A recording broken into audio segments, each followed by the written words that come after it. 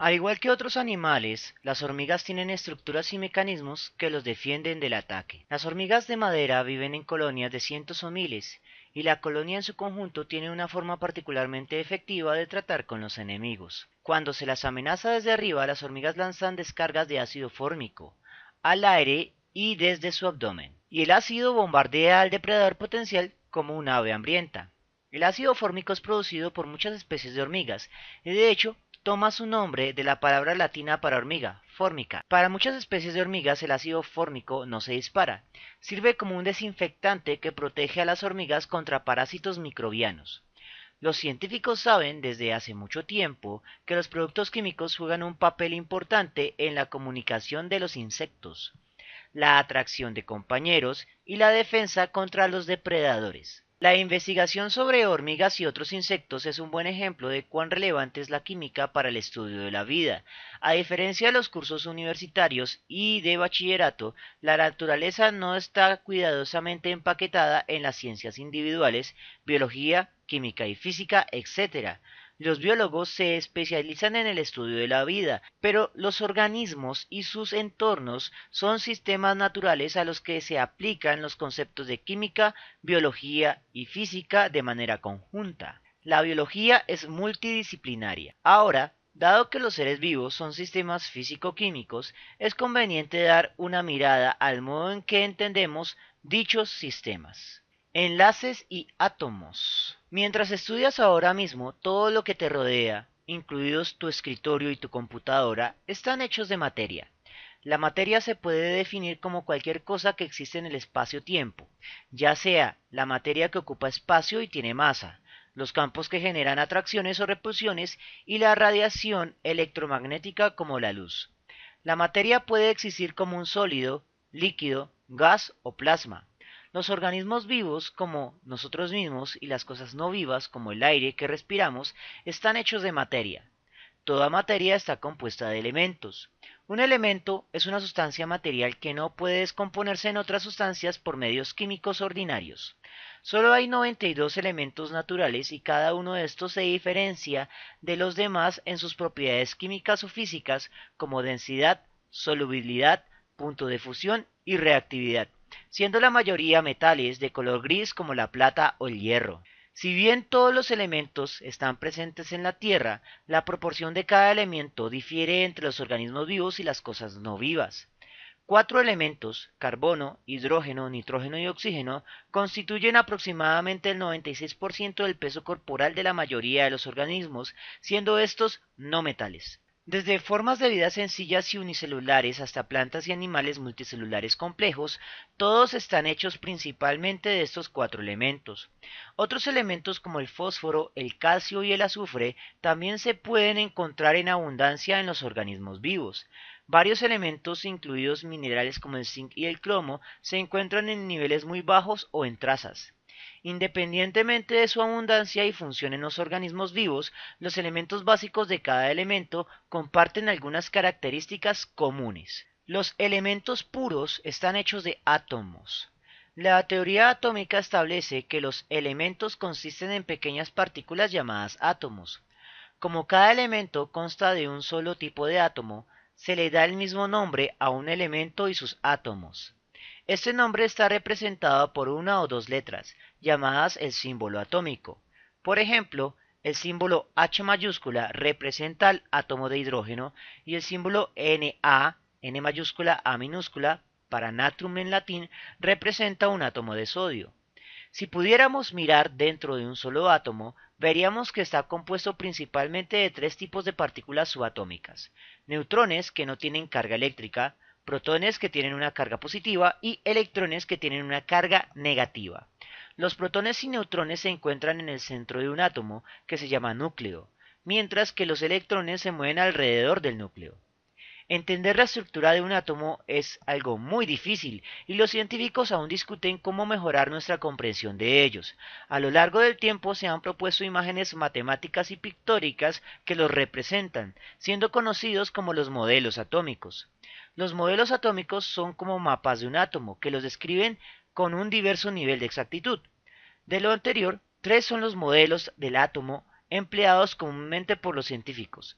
como esferas cuyo tamaño y color didáctico indican la identidad del átomo, siendo este el modelo de Dalton, como sistemas solares en miniatura donde los electrones orbitan el núcleo como los planetas orbitan al Sol, siendo este el modelo perfeccionado de Bohr, y como un conjunto de ecuaciones matemáticas supercomplejas que es difícil de expresar en una imagen, llamado modelo mecánico cuántico, que es el modo en que los físicos matemáticos entienden al átomo. Afortunadamente, para los propósitos de la biología, no tenemos que lidiar normalmente con el átomo mecánico cuántico, así que nos enfocaremos en el modelo de Dalton y el modelo del sistema solar, también conocido como el modelo semicuántico o modelo de Bohr. Como mencionamos anteriormente, el modelo de Dalton representa a los átomos como esferas de diferente tamaño y por ende de diferente masa, los cuales se identifican didácticamente con colores que asignamos los científicos para que los modelos se vean artísticamente hermosos. En la presente imagen podemos ver la disposición de las partículas subatómicas alrededor de un átomo determinado. El círculo representa la ubicación aproximada de los electrones en función de su estado de energía, siendo llamado órbita o nivel de energía. Sin embargo, los electrones están en un estado de constante movimiento, por lo que su ubicación estimada a menudo se muestra como una nube en los modelos cuánticos más modernos. En general, la mayor parte de un átomo es espacio vacío. De hecho, si pudiéramos dibujar un átomo del tamaño de un estadio de fútbol, el núcleo sería como un chicle en el centro del estadio, y los electrones serían diminutas motas girando en las gradas superiores. Aunque el resto del espacio es vacío, la ilusión de solidez se genera por las cargas electrónicas que generan una fuerza de campo que llena el núcleo e impide que otros átomos invadan su espacio. Dado que los átomos son una forma de materia, es de esperar que cada uno tenga una cierta masa. En efecto, el número de masa de un átomo es casi igual a la suma de protones y neutrones. Los protones y neutrones tienen asignada una unidad de masa cada uno. Los electrones, al ser materia, tienen masa, pero son tan ridículamente pequeños que se supone que su masa es cero en la mayoría de los cálculos. En la realidad es 1000 veces más pequeña, pero eso hace que se asuman como cero en los cálculos matemáticos. El término masa se usa en lugar de peso porque la masa es constante, pero el peso está asociado con la gravedad y, por lo tanto, varía según la ubicación de un objeto en el universo. Todos los átomos de un elemento tienen una misma cantidad de protones. Eso se llama número atómico. La cantidad de protones hace que un átomo sea único y pueda usarse para identificar a qué elemento pertenece el átomo. Como veremos, la cantidad de neutrones puede variar entre los átomos de un mismo elemento. El promedio de los números de masa para estos átomos se llama masa atómica, aunque incorrectamente en la mayoría de las tablas periódicas de mano es referido como peso atómico. El número atómico te dice la cantidad de protones con carga positiva. Si el átomo es eléctricamente neutro, entonces el número atómico también indica el número de electrones cargados negativamente. Para determinar la cantidad habitual de neutrones, reste la cantidad de protones de la masa atómica y esta deberá estar redondeada a sin decimales. Los átomos nacen de reacciones nucleares. Todos estamos familiarizados con elementos como el hierro, el sodio, el oxígeno y el carbono, los cuales son comunes en nuestras vidas cotidianas. Pero, ¿de dónde se originan? Las reacciones químicas normales no producen elementos. La mayoría de los elementos más pesados que el hidrógeno, como el hierro, se producen solo por las intensas reacciones químicas y físicas dentro de las estrellas. Cuando estas estrellas alcanzan el final de sus vidas, explotan y producen una supernova.